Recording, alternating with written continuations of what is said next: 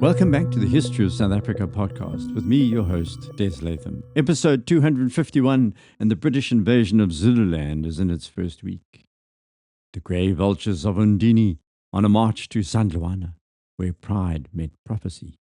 King Cetshwayo Kampandi had prepared his people for war, and here it was, courtesy of Governor Sir Bartle Frere and led by Lord Chelmsford. After overrunning Cetshwayo, the home of Cetshwayo, Commander Chelmsford was on the move. It was therefore a sort of rough justice that Cetshwayo had decided to send the bulk of his army to operate in Cetshwayo's district. The Zulu army had been richly prepared for war, marching off towards Chelmsford's invading column on Friday, the 17th of January, 1879. Their Nokenke regiment at the front. The army marched 10 kilometers in a great single file and then bivouacked in the Amankosini Valley after crossing the White Mfolozi River. If you recall last episode, I explained how Lieutenant Colonel Glynn had led the central British column until Lord Chelmsford arrived at the jump-off point at Hulpmekar. Help each other, it means. Lord Chelmsford, though, just couldn't help himself. He began to micromanage the invasion and sidelined Glynn and his officers. On the other side, the Zulu column also had two commanders, managing the regiments jointly. Chief Ntshingwayo kaMahole Khoza of the KwaXhikazi and Chief Mavumengwana kaMhlekhleke of the Utulwana. Ntshingwayo was almost 70 years old, and being older, his voice would usually sway any decisions. He may have been aged, but he was extremely powerful, short and thick-set, like a modern rugby prop, with the great thighs of most of the male descendants of Senzangakona. Not only was he a great warrior, he was also a wonderful orator. His speeches mellifluous and motivational, he had the gift of the gab.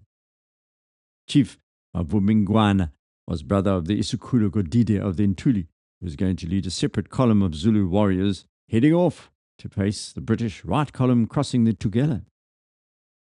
Mavumengwana and Godide's father was Ndlela, who was Dinga's chief Nduna, the family therefore having a long relationship with Zulu royalty. Furthermore, Cetshwayo regarded Mavumengwana as a close friend, even though he was one of the chiefs who had preferred a policy of appeasement with the British rather than outright war.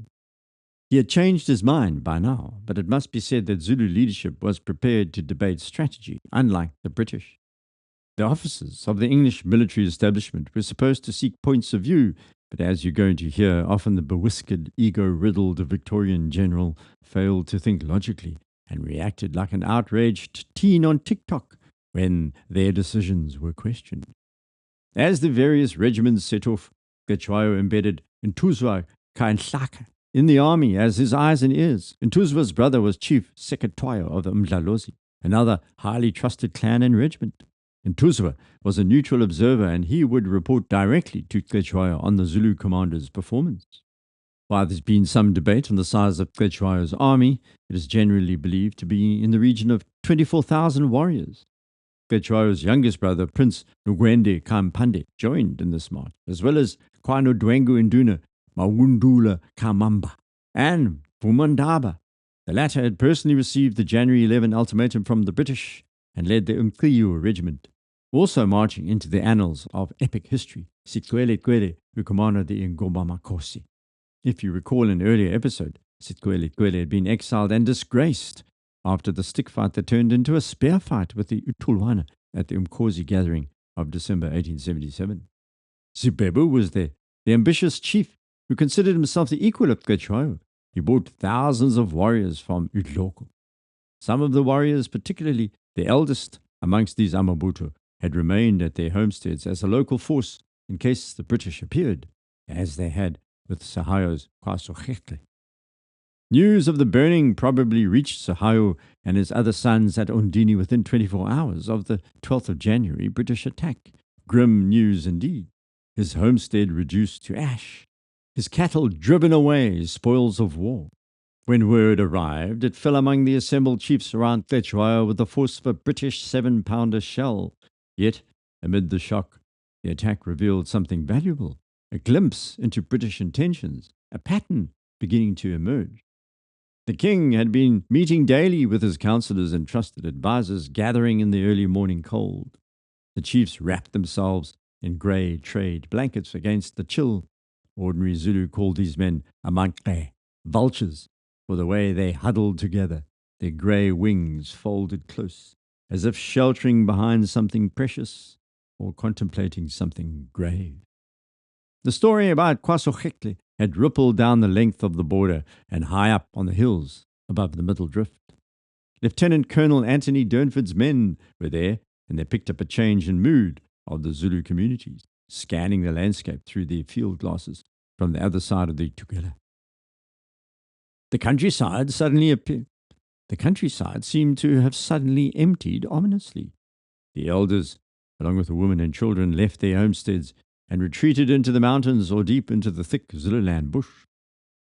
On the morning of the 13th of January, Lieutenant Colonel Durnford received an ominous report the day after Chelmsford's attack on KwaZulu in the Batshe Valley. Durnford was leading No. 2 column in the vicinity of Middle Drift along the Tugela border near Kranskop. A force of mounted men, a rocket battery, and 3 battalions of the Natal native contingent. An Amabuto of some strength had apparently been spotted on the Zulu bank of the Tugela at Middle Drift, and they were poised to strike into Natal.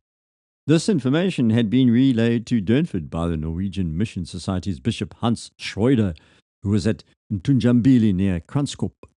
He had moved across the border when war became likely, and like many missionaries, he played a double game. He had remained on good terms with Cetshwayo after King Mpande's death, but behind the scenes he was lobbying for Natal's intervention in Zululand. Cetshwayo had left many of the border regiments in place here, including the Amaqube in Nkandla and the Ntuli and Magwaza at Middle Drift. And the English spies were sure they were mobilizing to cross into the colony. Earlier, Chelmsford had ordered Durnford to march north to support his crossing of Rorke's Drift, and Durnford duly marched north. Then Chelmsford changed his mind and told Durnford to reverse order. So on the morning of the 13th, Durnford's units had become quite scattered towards the Middle Tugela and from his old headquarters at Dalmain's farm close to Isandlwana. Time for action, he thought. He scribbled a hasty dispatch to Lord Chelmsford, telling him of his intention to move down the escarpment in order to thwart a possible invasion of Natal. The problem was the intelligence he had received from the bishop was utterly incorrect. Colonists often overreacted to reports of invasion, and this was one of the moments. Durnford told his men to be ready to march out at 2 a.m. the next day, the 14th of January. Heavy rains had fallen along the Tugela, so crossing at any point would be tricky for either the Zulu or the English.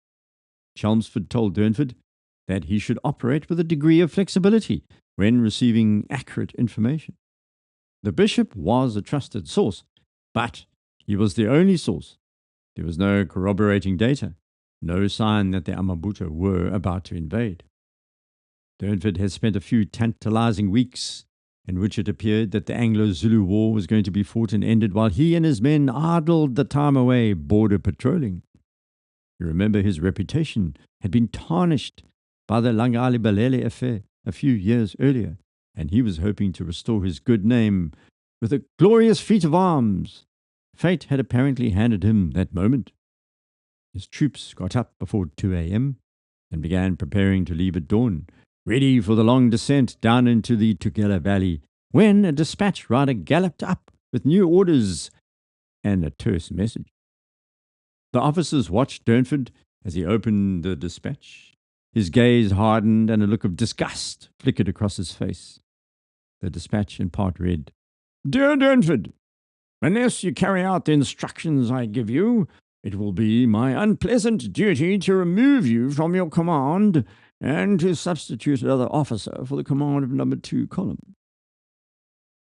Chelmsford went on to point out that if anyone acted separately from the other parts of his force like a loose cannon merely because reports hint at a chance of an invasion of Natal, it could jeopardize the entire mission. A right royal telling off, as they say. But Chelmsford then muddied the waters with this line, which was to cause much of the following disaster.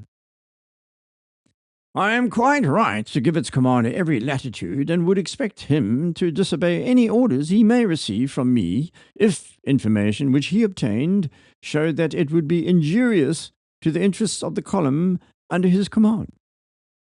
So which was it?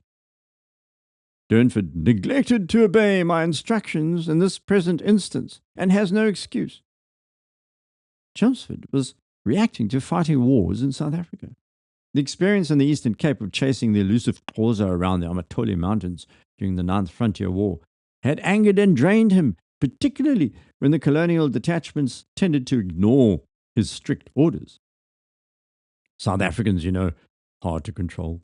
Here was Durnford leading a large group of colonial mounted horsemen, half colonial himself, going off at a tangent. This kind of thing had to be nipped in the bud. As it turned out, the circumstances in which Chelmsford would allow a column commander to act independently had been duly noted by Durnford, while it also finally solved a little riddle. Up to now, Durnford's men had sort of dangled between Lieutenant Colonel Pearson's troops, who'd crossed the Tugela at the lower drift near the coast, and were heading towards King Ndlovu and Glyn's column further north. On the 15th of January, Durnford was ordered to move back to Rorke's Drift with his headquarters, his mounted troops, his rocket battery, and one of his strongest battalions of Natal native contingent troops. 2 other NNC battalions were left behind in Kraanskop to guard the border. Also on the 15th, after dashing off new orders to Durnford, Chelmsford and the central column closed in on Sipezi Mountain, which was 30 kilometers away, as they advanced from Rorke's Drift, heading east. He sent out a large patrol of mounted men under Colonel Russell to reconnoitre the track to Sipezi. Russell returned and reported the area appeared deserted, no sign of the Zulu army. The road, however, he said, was impassable, muddy, wet from recent rains.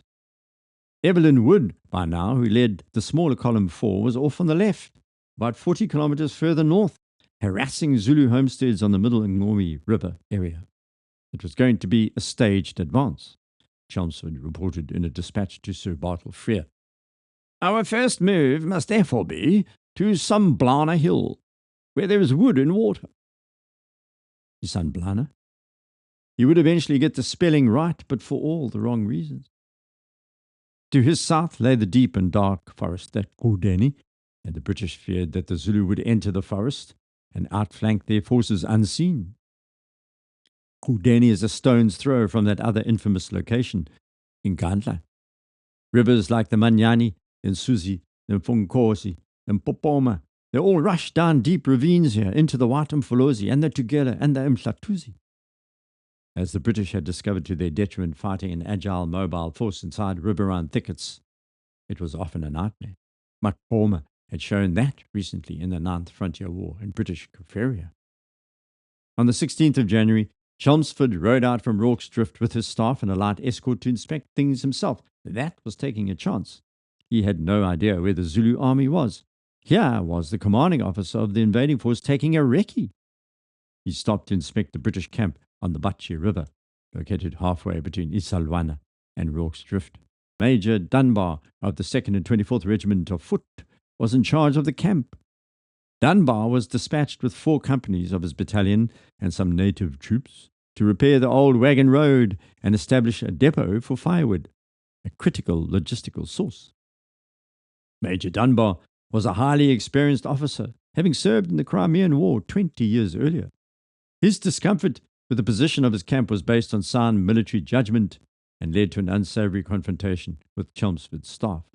Dunbar, you see, was ordered to pitch his tents beneath a rocky outcrop and in heavy thorn bushes, a position that offered no field of fire, meaning his troops would have a limited ability to defend themselves effectively against a sudden attack by massed ranks of AmaZulu, which was their favorite method. He was forced to mount strong guards nightly with men who had already been working all day, further straining his resources, so that when Chelmsford pitched up on the 16th, Dunbar let it be known that the position was unsuitable and pointed to a better spot across the Batshe that had a wider field of fire. He was a highly decorated veteran, respected, no coward. Chelmsford turned to discuss Dunbar's suggestion with his officers, and Chief of Staff Crealock, who had already been writing missives back to London attacking Colonel Glyn, said audibly, "If Major Dunbar was afraid to stay there, we could send someone who was not." Dunbar stiffened and walked away. Later that day, he wrote to Chelmsford, resigning his command. The story spread among the officers of the 24th worsening the already bad relations between the headquarters staff and Glynn's column command. Chelmsford personally intervened, persuading Dunbar to retract his resignation, but the damage had been done. By the 18th, the second column had reached Sunspruit and Vermaak's farm at the top of Helkmekaar Ridge. Here the weather closed in again. It may have been midsummer, but a bitingly cold wind whipped across the open veld.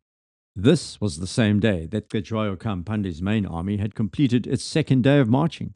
On the first day, the 17th, 24,000 men had walked 10 kilometers, slowly heading in the direction of Chelmsford's men. Interviewed later, uKhanda-Mpemvu Mabuto Chief Mhlahla said Cetshwayo had briefed Izokhozi and said, "I am sending you out against the whites, who invaded Zululand and driven away our cattle. You are to go against the column at Rorke's Drift and drive it back into Natal. You will attack by daylight, as there are enough of you to eat it up, and you will march slowly, so as not to tire yourselves." The Zulu army could march up to 30 kilometers a day when demanded, but on the 18th, they advanced only 14 kilometers to the Isipesi Ikanda near the Mpembeni River. Such a powerful and vast army left its mark on the landscape. The bush was flattened, the grass trodden down. For 5 months their footsteps could be tracked over the ground. The wet weather failed to dampen neither Durnford's men nor Cetshwayo's. On the 19th of January, the Impi split into 2 columns, which advanced parallel to and in sight of each other. Ntshingwayo the elder commanded the left, and Mavumengwana the right. Both commanders and their senior retinue had left Ondini on foot, while the horses were walked behind. Cetshwayo, ever the wily military man, didn't want the commanders moving too fast and tiring out the men before battle, so he made his chiefs walk with their warriors. A few mounted Zulus scouted ahead, just as the British were doing. Cetshwayo had appointed the order of the march himself, and for the honour of leading the way, the drinking of the dew of the early morning into the long wet grass was a jealously guarded mark of favour. One of the younger Amabuta, the Nokenke, led by Umfolozi Umholopi, cracked the nod. As they marched, the men would sweep their shields over the top of the grass together, so that from a distance they resembled cavalry, the shields swinging up shoulder high and moving to the rhythm of songs. The elder warriors preferred the longer shields, 1.25 meter long Isiklangu, whereas the younger carried the 1 meter long Mbumbulozi. Things had definitely changed since Shaka's time, and that was represented in the regiments. The shields previously of each regiment had been uniform, almost exactly the same colour and even pattern. 50 years later, the herds had been depleted, the hides were harder to come by. The most important colour was white, and the older chiefs had great gleaming white shields. Cetshwayo now had been forced to allocate different patterns of colours to companies within each regiment. For example, the uKhanda-Mpemvu carried white shields with broad brown patches in the middle, or brown shields with little white patches on the side. For the youngest Amabuto, the Ngobamakosi and the Uve, they carried plain brown and black. What a sight this was! By midday, the dew of the morning was long gone.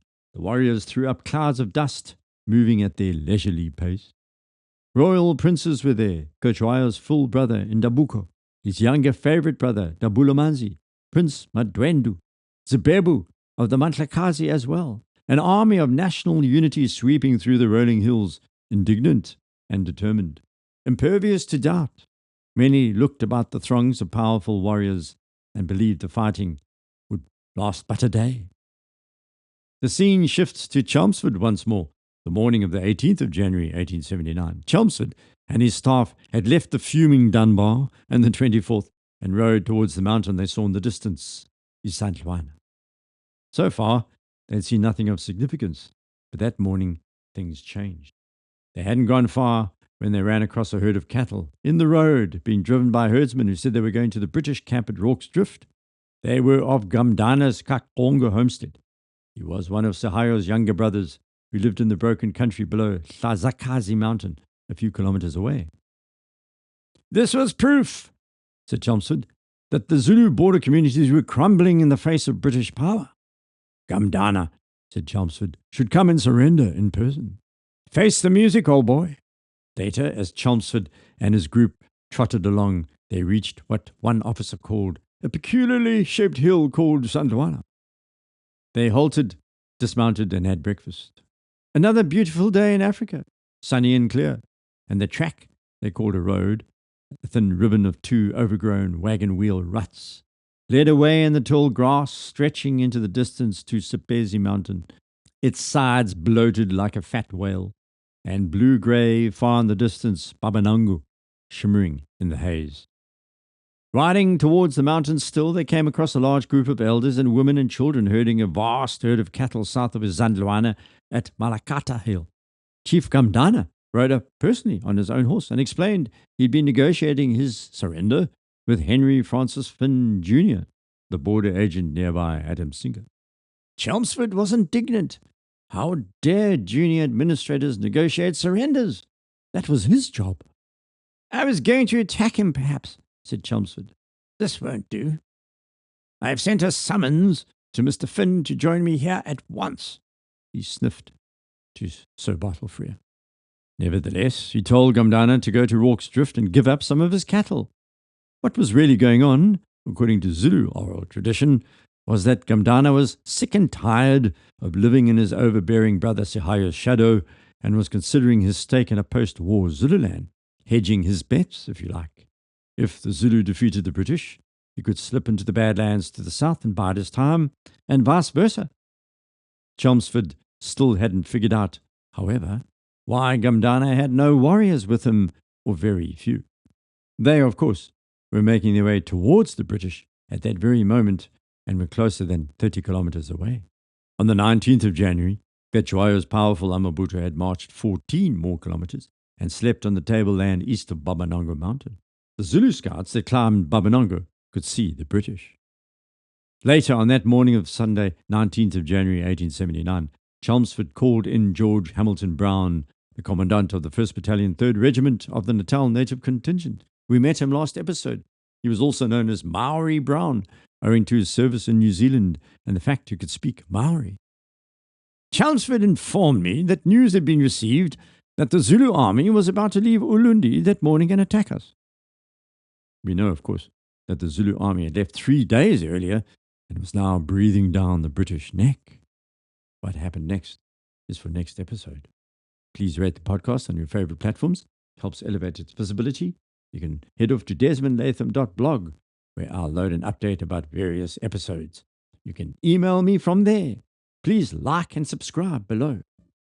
Here is a late Victorian ironic goodbye. Until we meet again, may your conscience trouble you just enough to keep life interesting.